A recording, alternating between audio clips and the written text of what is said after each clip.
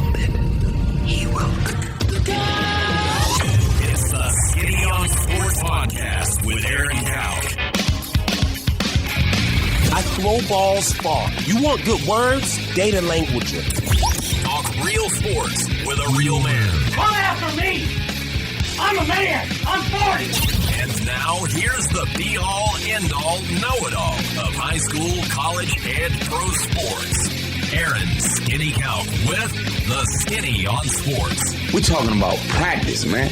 I'm the MVP. And a good Wednesday morning out there, Western Oklahoma. Welcome to the Skinny on Sports right here on 98.1 FM, the Sports Animal. Glad to have you along for the next hour. Get into some playoff football at the end of the show.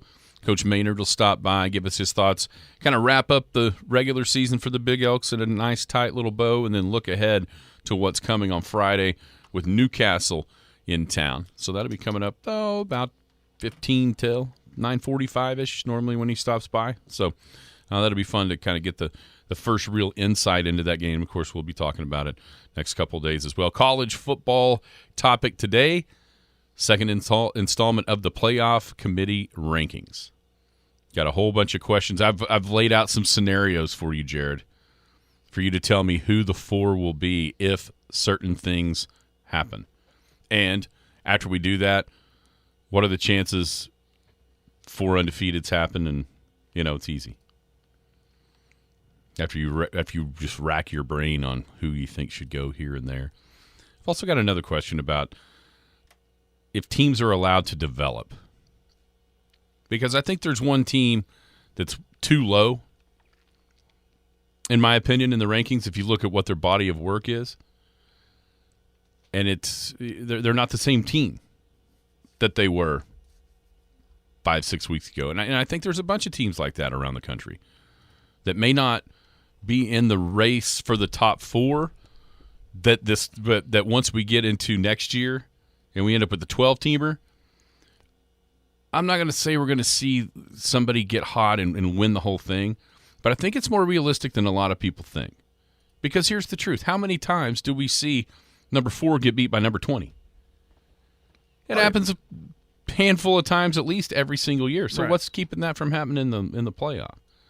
No, I mean, number 12 beating number 1, is that a humongous shocker? I don't think I don't think it really is. Anyway, so we can talk about that. High school hoops from last night. Man, there's a couple of girls teams that are off to really strong starts with the wins that they've had. I got a question. Who's the best small school? I don't want to say the best boys team in Western Oklahoma because everybody's going to inundate the text line with Weatherford. I'm not talking about the bigger school. I'm talking about small schools. Who's the best small school boys team in Western Oklahoma? At least kind of preseason or coming into the season or after a couple of games have been played. And, it's something's brand new this year, Jared. We always used to have, 8, 10 games of the season, and then here came that measuring stick. Early season going into further west, Cobb or Calumet. Yeah, I 100% agree. It's one of those two in the state, probably in Class B. Further west, say Weatherford West, small school wise. Our listening area. Let's come further west. Let's come further west. But anyhow, the 5-county conference tournament. We would always discuss okay, the first third of the season is the season openers, and then to the 5-county. What happens? And then coming out of Christmas, and then getting ready, the playoffs and all that. That's gone. So what's going to be that measuring stick? Because we may not get to see, like let's say last night, Leedy and Canute played, boys and girls. Well, how many times did we see let's say it doesn't have to be those two, but two teams play first, second, third game of the year, then all of a sudden we'd roll it into the 5-county a month later, and one team had clearly gotten better and maybe even turned a loss into a win. Right. I don't know how much we're going to get to see that now because of that, these teams just simply may not be playing as many times throughout the year as they once did. But anyhow, That's it's interesting. it's just totally different now. It's going to be some of them will, but not everybody will. Kind of in our little niche out here. 225-9698 is the phone or the text line. That is 225-9698. Give us a call, shoot us a text. We can talk about any of those things. Whatever else might be on your mind, feel free to chime right in at 225-9698. If you're going to be outside the listening area, you want to stay in touch with us, log on to kadsam.com or download the app. The app has it all. It's got radio. It's got the Penny News, Big Elk and Paragon TV. Penny News, brand new edition, is on the website right now, thepennynews.com. You'll start to be able to pick up a free copy of the Penny News some places tonight, everywhere by tomorrow morning. So check out the deals this week in the Penny News. Big Elk and Paragon TV. We'll have basketball on Friday. We'll have Big Elk football on Friday. We'll have Hollis football on Friday in the playoffs. So all kinds of action on Big Elk and Paragon TV. And, of course, Skinny on Sports podcast. You can find that puppy anywhere where podcasts drop. How are you today, Jared? I'm good. How are you? I'm doing wonderful. This is always a pretty kind of hectic time of the year. You're telling me. Because, football is just getting to the important part, which is the third season, as the coaches like to talk about. You've got non-district, then you got district, then you got playoffs. So that third season's about to start. And then also, for the smaller schools, hoops is getting going. And, there's just lots of balls in the air trying to figure out, exactly what's going on in a lot of ways. But last night you got to see some high school hoops. Leedy Canute, and I got to tell you, there's two girls teams so far, just in a couple of games, but two girls teams out here in West Central Oklahoma that are off to strong starts. And I would say the Canute Trojanettes are one of them. And then also the Sentinel Lady Bulldogs, both with really, really good starts to this early season. It's been impressive. I'd tip my hat over there to Sentinel. Looking at that score as that game went on, of course, I was involved with the Canute game, but it looked like Cheyenne might have had that in control. And I'm anxious to go back and watch and see what happened. It's not like it really came down to the fourth quarter and how Sentinel came back and won that game. Because Cheyenne, from what I understand, has some young players that are really good. So it might have been a youthful thing within that loss, but that's impressive though. And to go to Cheyenne and get a win like that, it's never easy. I again tip my cap to that one. And Canute, that was my first time to watch him in person. Of course, I wasn't there last Friday. You can almost throw last Friday's game out. No offense to Eric, but they just didn't have the horses to run with Canute on that night, and everything was clicking. And then last night was a real good test. Coach Beer now over at Leedy, and you're going to get a good quality team, and you did. And I was anxious to see how Canute could replace the seniors that graduated that contributed for a long time, and Taylor Butler and Kylie Smith and Jade, of course, Jade Grade, and it's a different makeup of a team, but still a Tatum Ridling team. Kendall Schuster looks like she is growing into that role of being down low in that post position. And, of course, Destiny Jackson, you can't say enough. I mean, she can take over a game. She can lead a team, and she's just a sophomore. So if that trajectory keeps going up and up and up, we're talking about some really special things there with her and her career. And I'm also, and I said this last night, I've always been impressed with Emily Cantwell's, I mentioned trajectory, her climb as a player, as a leader. She got, some minimal playing time earlier in her varsity career. I thought she got a lot of confidence her sophomore year, and that confidence went through the roof last year as a starter.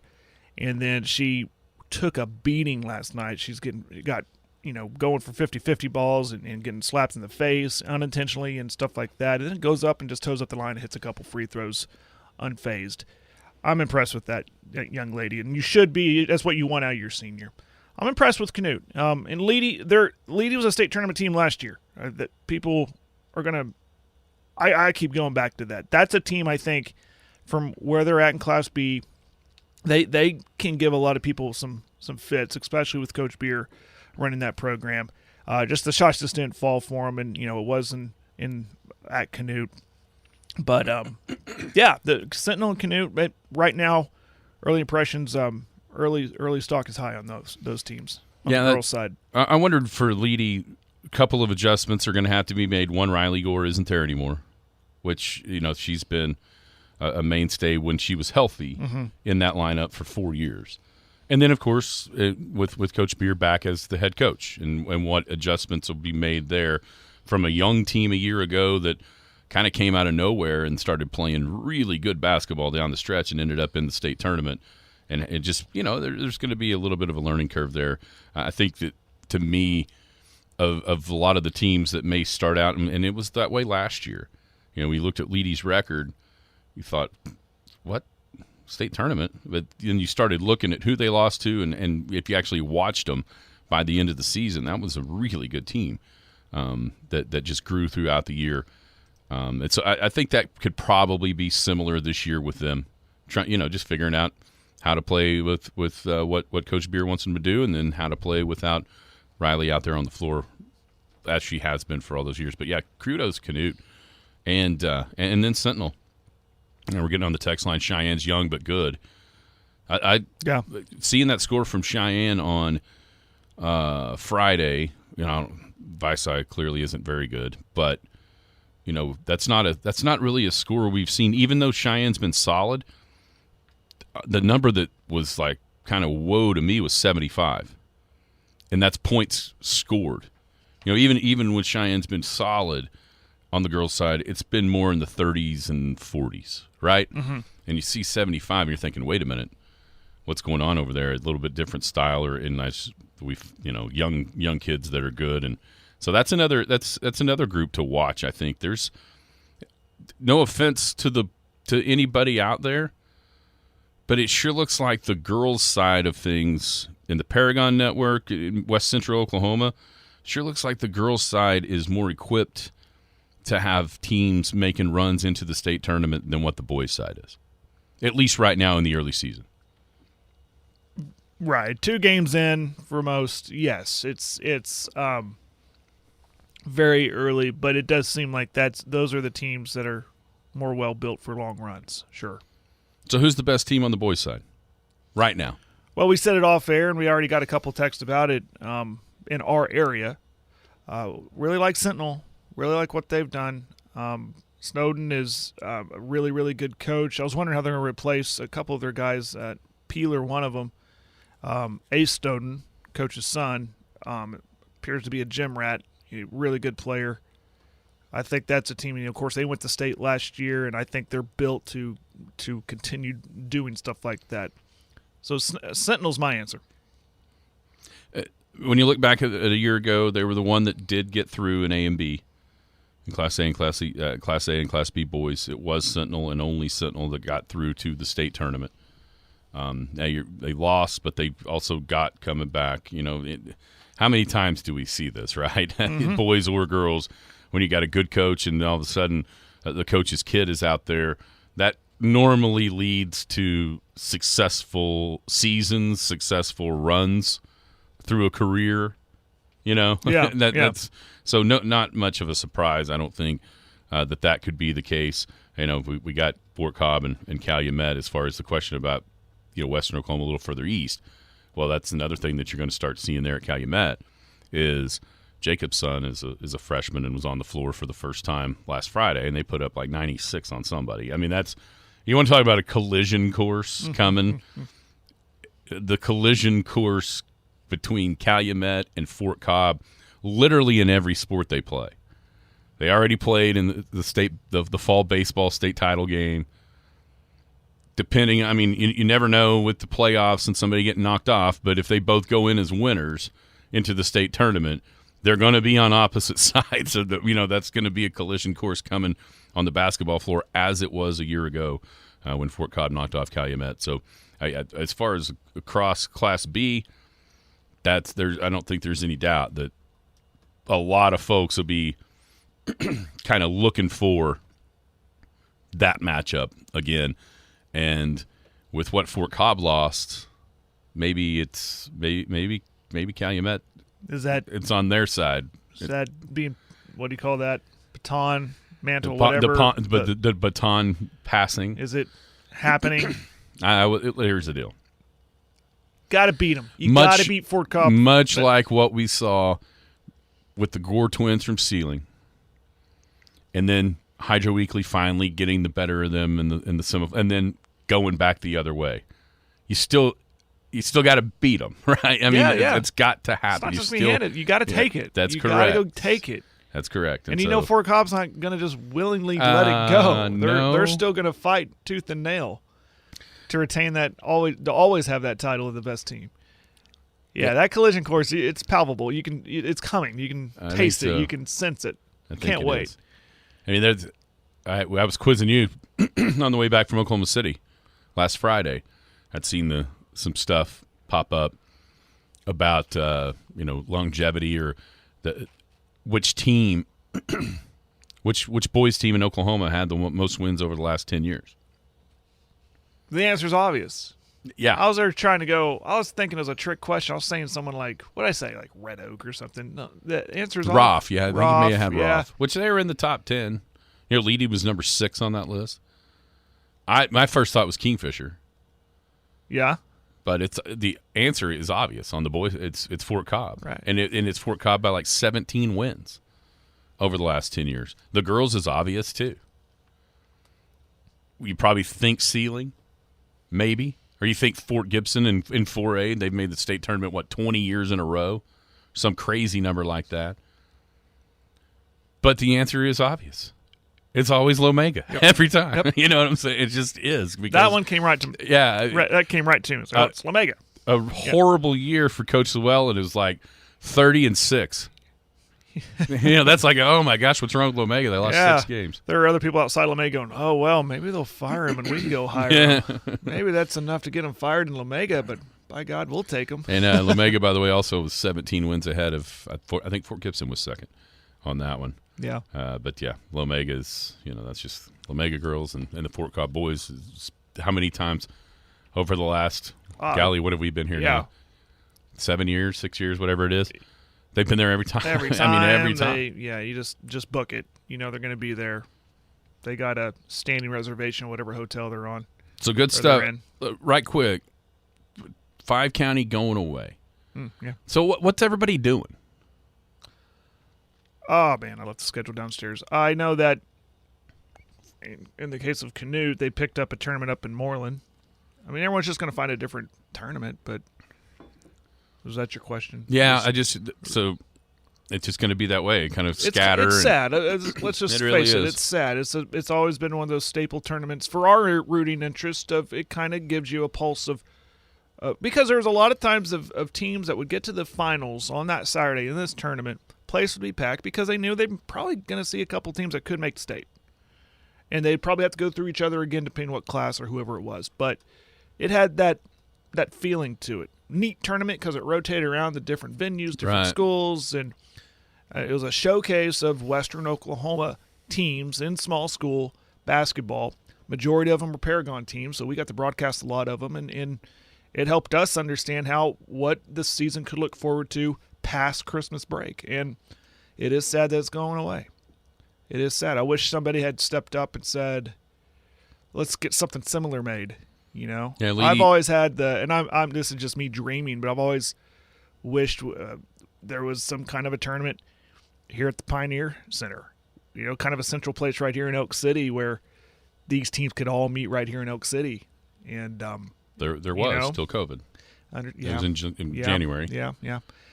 But maybe something like that to replace, because it could be early enough where Elk City High School basketball hasn't started just yet. I don't know if the dates match up. Anyways, but yeah, it's sad it's going away, or it's gone away, and hopefully not forever. Kind of feels like a bedlam thing, You hope something like this returns. Yeah, Leedy has their own. Merritt going to Moreland, but just the boys because the girls are in the berth of Frank Teague this year. That's right. So there's a bunch of different things going on. It just kind of stinks that they're not all. It was just such a great thing for us to talk about. Yeah. Because you got to, you see a game. It might be 3 weeks later, and you get to see the growth of those teams already before the before the Christmas break. Yep. That's an interesting topic we can talk about with the new change in foul, the yeah. foul rules and how we'll be able to kind of get a gauge early on to see how much that changes. If you don't know, as opposed to the way it's been, 10 foul limit each half. At 7, you shoot the 1-and-1. At 10, it's a double bonus. First half, second half. Now it's 5 fouls in the quarter. But as soon as you get your 5th foul, it's 2 shots. Here's a question. You know, this is kind of modeled after women's college basketball, modeled after the NBA. My question is this: do offensive fouls count in the total? Yeah. See, in the NBA, they don't. I believe there was one last night. Okay. There was in the boys' game, Leedy committed a charge. Yeah, It counts. If memory serves me right, I think it did. See, in the NBA game, it's just a turnover. Sure. I mean, it's personal foul on the player, But it's not a team foul on the team. I would assume all fouls will count. Yeah, me too. I would assume that would be the case. It'd be a little bit harder to administrate that. Yeah. I was real worried too, that they got it out early enough on social media and everything where people understood this is a new rule going into the season. But I was worried that fans would start screaming, "Why are you shooting 2? It's only 5. Your scoreboard's wrong. They have 6 fouls." You know, I didn't hear any of that. Yeah, because here's the deal. I didn't hear any of that. I mean, on the scoreboard wise, all it matters is get to 5. Get to 5. You don't and touch then you that don't have to button touch the button Yeah. again until the next quarter. Yep. Reset and go. Because there's no difference between the 5th foul and the 10th foul in a certain quarter. It's 2 shots every single time. Yeah, I think fans did their homework. And then another part of it, I was anxious to see how it would work, how it would change the game if there was a noticeable change. And then again, we'll have this conversation later, but the strategy of it. You know, do coaches really want to put a player on the line to shoot 2 when there's no, the luxury of having the 1-on-1 was missing that front end, getting the ball back, with the chance. Now that's not there anymore. You're giving. You could possibly give up 2 more points, and what's that do you? You stop the clock. You stop the clock, and you gave them 2 points. That doesn't help you. I hate the 1-on-1. It's going away. I mean, it's gone. They cited health or player health. Whatever. I didn't see a lot of injuries. Did you? I don't know where that came pride from. Missing free throws. Then I maybe. wondered if and I wondered, does it speed the game up? Maybe. I didn't sit there with the stopwatch last night. It still felt like I got out there about the normal time. I don't know. There's a lot to unravel with it. Here's a great question: do they on the 5th foul, if it's an offensive foul, do they get free throws? Great question. Don't know. You wouldn't before. Before, if your 7th foul was a charge, they weren't shooting. The other team wasn't shooting a 1-on-1. Yeah. Which only got a little bit further. Oh, yeah, we're going to get an answer. This is going to be good. Maybe we can get them to call in. About the offensive fouls. Maybe get our mystery guest to call in. That'd be funny. What about college football playoff rankings last night? Top 8 unchanged. With Ohio State 1, Georgia 2, Michigan 3, Florida State 4, Washington 5, Oregon 6, Texas 7, Alabama number 8. Where the movement started was number 9 fell to number 17. That was the Sooners. Behind Oklahoma State, behind Kansas. Oklahoma State 15, Kansas 16, OU 17. Kind of give you an idea of where the Big 12 teams are at. Kansas State stayed in the rankings at 25 as well. Top 8, not surprised nothing moved necessarily because it feels like whatever rules they established to rank them, the first ranking, nothing changed. They all won. They all won, and they're yeah. And there was never really a win that was. I mean, Ohio State struggled for a half, but they won the game. Well, they've done that all year. the one team I do think is too low, and go ahead. Here's the deal: I totally get why they're where they're at. I totally get it. But if you look at resumes, there's one team that has like 4 ranked wins, and their losses to a top 10 team. And they're behind a team that has 1 ranked win and whose loss is also to a top 10 team. I mean, just when you say those words, it seems to me like Oh, well, that one team beat a lot more good teams than the other, and that's Alabama. I think Alabama's too low. But I understand why they're where they're at. You really can't hardly put them ahead of Texas because they beat them. Right. And then there's Oregon, which I think Oregon's very, very good. And I think Oregon's better than Washington, but you can't put Oregon ahead of Washington. Or can you? Or do you allow yourself to rank them, yes, Texas lost to Alabama. It was back in week 2. Who thinks Texas would beat Alabama in Tuscaloosa right now? Show of hands. Oh, yeah, nobody's hand went up. But then again, what's the point of playing the game if the result really doesn't matter because you just assume the other team's now better? It's all going to work itself out. That's the beauty of the way this is setting up right now. There's a lot of these teams are going to play. That are going to play, yeah. That's right. It's kind of hard to go, well, that team needs to be – well, they're going to play, and it's going to be fine. You know how OU can really stick it to Texas? Like really give it to them? How's that? Just lose the rest of their games, and that's suddenly you're pulling them down. Their loss looks yeah, terrible. Exactly. and Texas keeps winning, and OU just loses. Well, yeah, that one loss to a horrible team. No, I'm joking. Yeah, but I see what the committee's doing, clearly. They're just waiting. The top 8, and they're kind of just waiting like everyone. Like well, they are. Or Ohio State and Michigan still have to play. Georgia and Alabama. Georgia plays Ole Miss this week. Georgia and Ole Miss play this week. Georgia and Alabama. We'll see. Penn State plays Michigan this week. Michigan, yeah. Eventually, so there will be more shake-up and more shake-out with all this. They've got it pretty easy right now because the results of those games will kind of form their opinion. Because the teams that are really alive are right there, and the results on the field, I think, will sure help them this year more than a lot of others. It seems Washington, Oregon could play again. Yeah, I think we all think they will. Yeah, I think it goes to. And then there's Florida State just sitting there. Everything's so static. And it feels like teams, like let's say Alabama, or even let's say if you think Texas, or Oregon, like they're stuck. For right now, they're stuck because of results that happened earlier in the season. And it doesn't feel like the development of a team throughout the year is being rewarded right now. And I get it. It all is going to shake out. But at least for right now, I think this is where maybe a huge advantage of the 12-teamer will be allowing a team, not only Alabama, but here's one. What about Oklahoma State? They have zero chance to get in the top 4 right now. Zero chance. No matter if they win the league, it doesn't matter.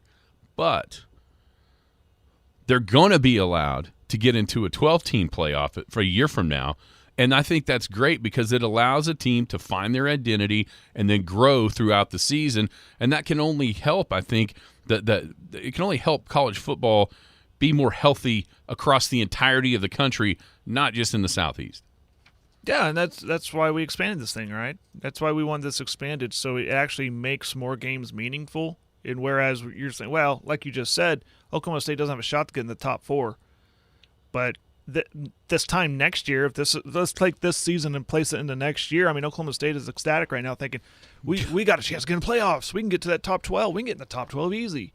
We went out. And so it adds more incentive for players to keep, not sitting, well, we can't get in the top 4. I wonder if there's some of that rumbling around. Okay, say Missouri. They just lost, right? And knocked them down to 14.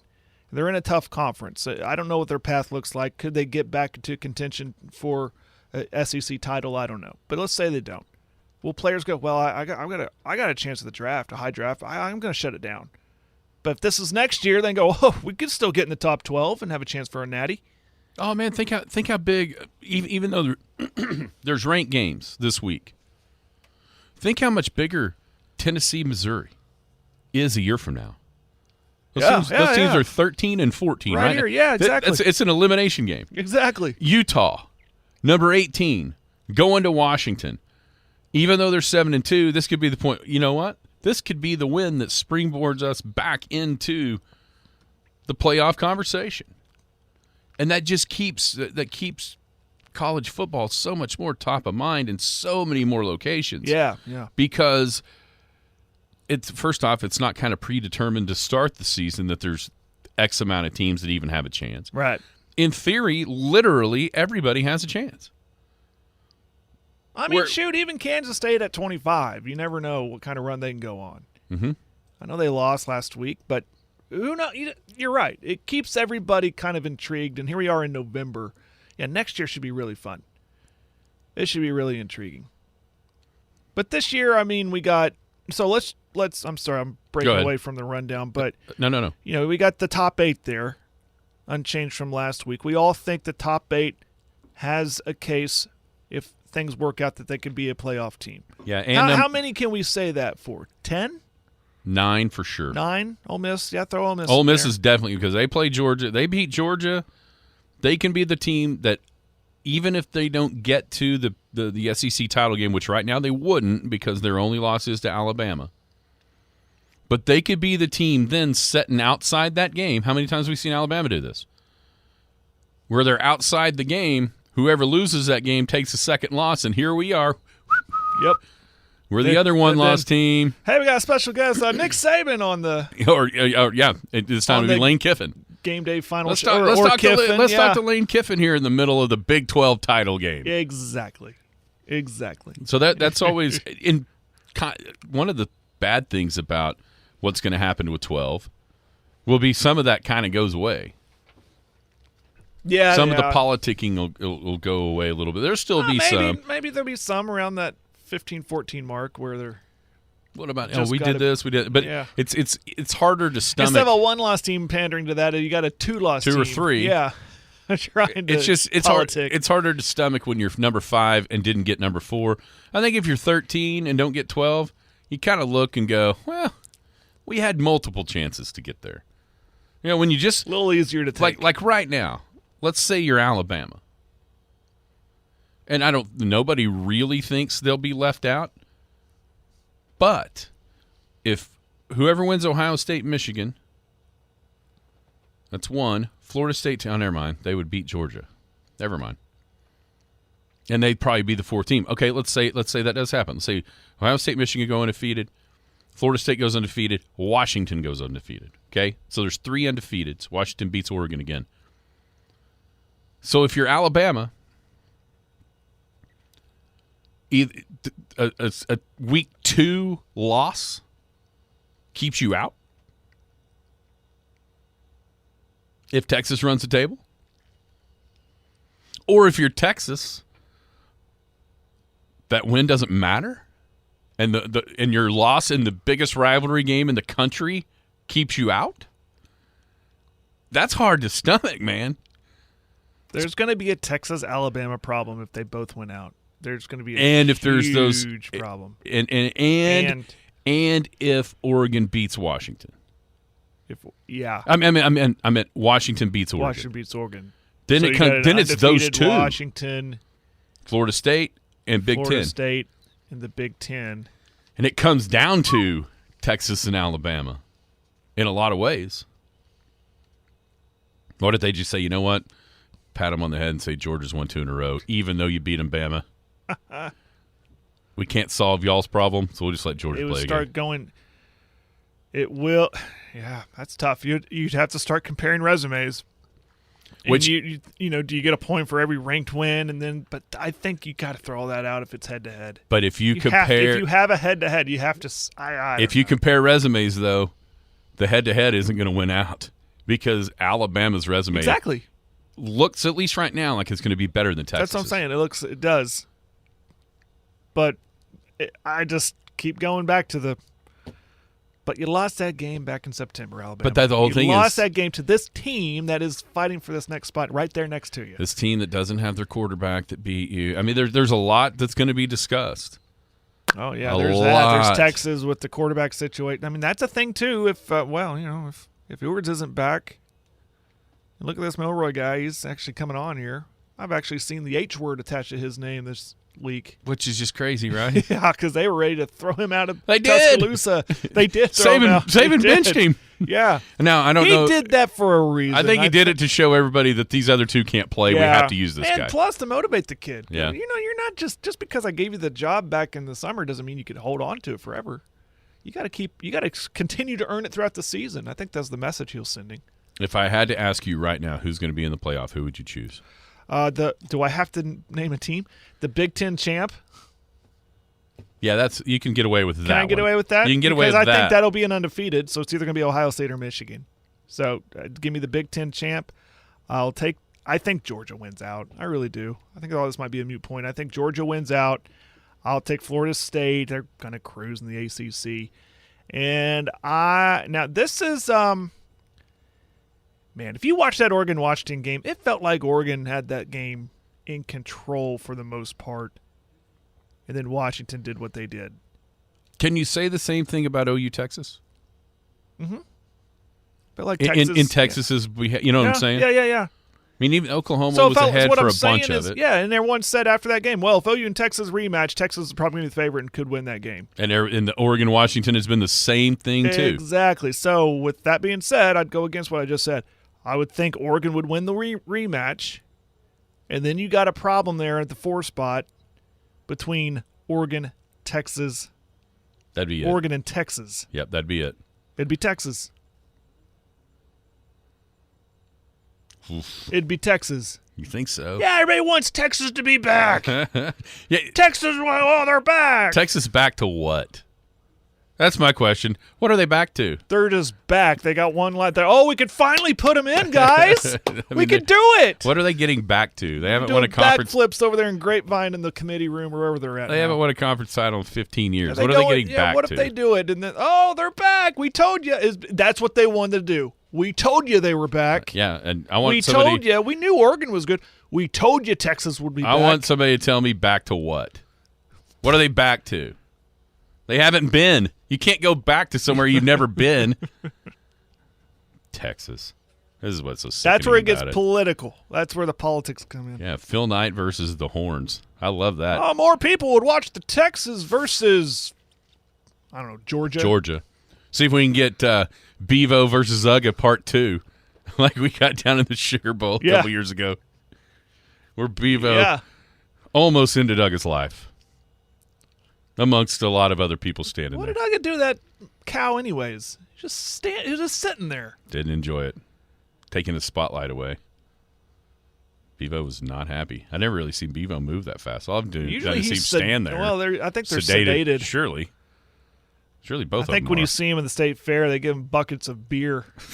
How many tickets that cost? It's like that scene in Dumbo where they fall into the He's just, pink bubbles all around his head. Oh, boy. Now, what do you think your top 4 would be at the end of the year?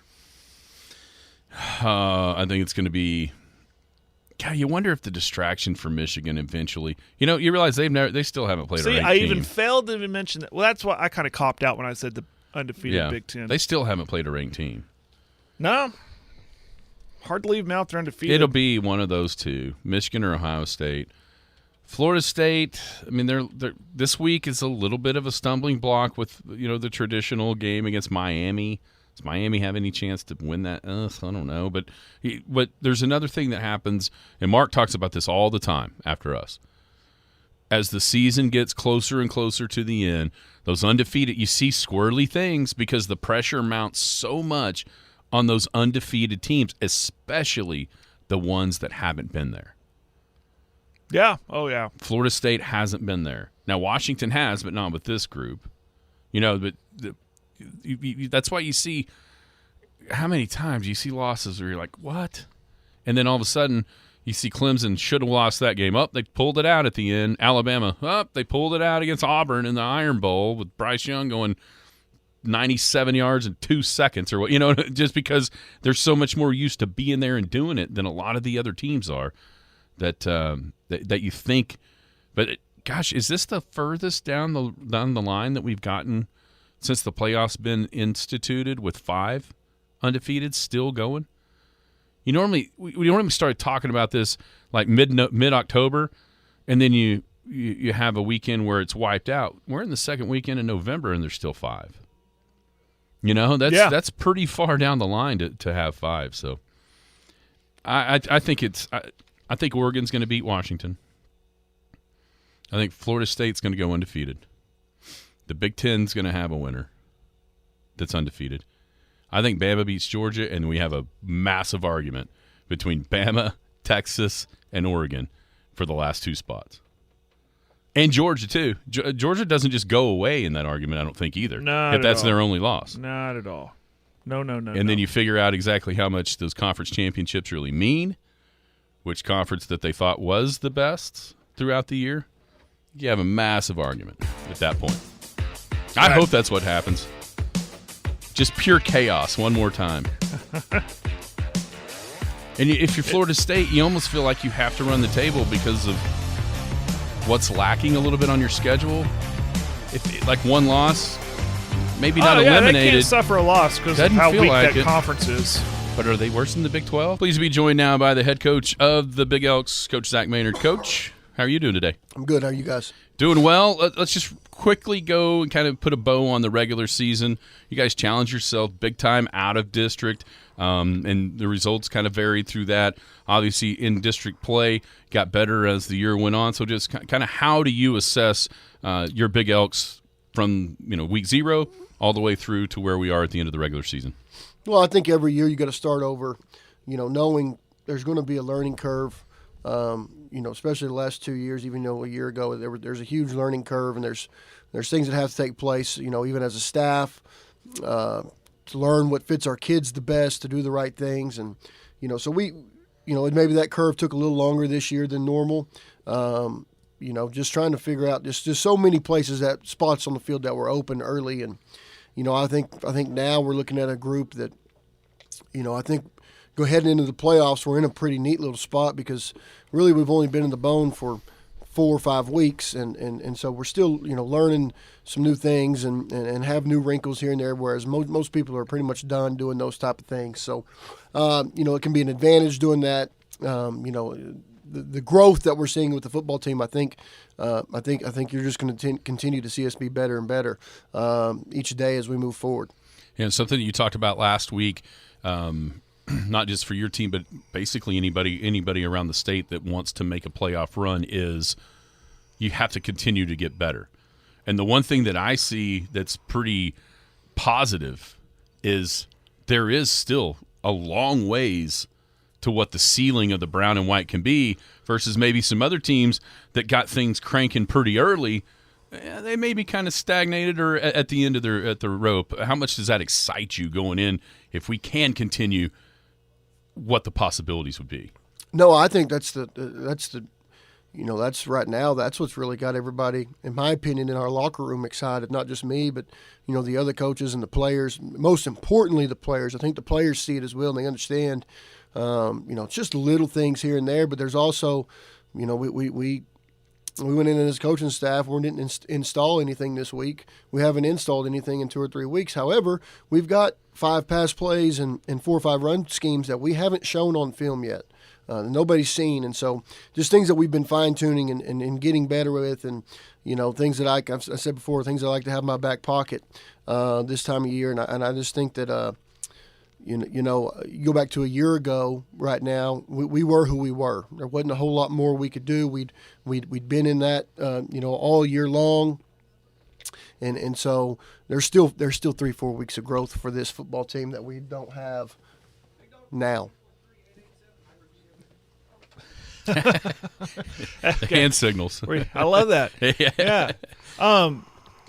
Last week was last week. That team was and John Marshall, just not the highest quality of team, but still a game you had to play. How do you feel like they came out? It's a team that you can easily lose focus on because of everything I just said. How do you feel like your guys played? Well, I feel like we played well. I feel like we really executed well. We did what we wanted to do, for the most part. Our tackling wasn't up to the way to the standard that we like to tackle to, and I don't know if that's the motion of the game really wasn't there. So, I don't. Some people say you don't have to be emotional to play this game. No, I don't. It's not golf where you've got to keep your emotions in check, and obviously you can't go too far emotionally. But it's a man's game, and it's going to be emotional when we talk about it being a war and it's just that's the way the game has to be played. You have to play it intensely, and I think maybe a few plays here and there you didn't see us play with the right intensity, with the right emotion to get guys, they had some good backs. You know, the 2's a good player, 5's a good player. Guys who were tough to bring down, and they were playing hard. And so when you don't play it with the right intensity, you can give up big runs when you don't get people on the ground whenever you should. So we had to fix that this week. Yeah, and have you ever been in an environment like that? I know we had a microphone kind of out of the press box to try to get some sound, because it was so sterile up there. You could only hear the cheerleaders. And next thing you know, or you could hear, you guys or their coaches. Yeah. That's all you could hear in that state. It was and to me, the emotion of it affects defense more than offense, as far as being in the game and really, really fighting the way that you normally would. No, you see games like that sometimes. I've been a part of one, as a player, where you go to these places and it's almost like you're at a funeral, or it's quiet and it's not emotion filled, and you can get, even though you're considerably the better team, you can get bogged down by that and not really dominate the way that you should. And so I thought that our kids really actually handled it pretty well for the most part. Looking ahead to Friday night, a rematch of last year's first-round playoff game with Newcastle coming out here. I was just kind of going back through my stuff from a year ago. Their offensive line is exactly intact as it was a year ago, with all 5 guys back. Quarterback's the same. They've got a little bit more of the young running back, Bradford, with Bolser getting hurt early in the year. So just talk about kind of what you see out of Newcastle that is improved from what came out here a year ago. Well, I think, they're a little more physical even now than they were a year ago. I think, they've always been really good on offense. The same scheme that they've had since that staff's been there, it seems like, and at least especially over the last 2-3 years, whatever it is. And, they're really good. They've got some good talent. Their backs aren't quite as big. Their skill kids aren't quite as big and physical maybe as they've been in the past.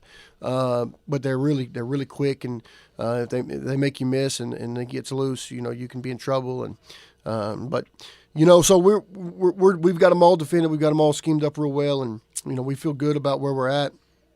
Obviously, they're very formidable. They're a great football team. Most people across the state are picking them to win the game, and that's fine. What's that got to do with the price of eggs in Elk City? Health-wise, I liked seeing Garbarino back out there. I think he adds something to your offense and defense too. I know he's been dinged up and down kind of senior season for him health-wise.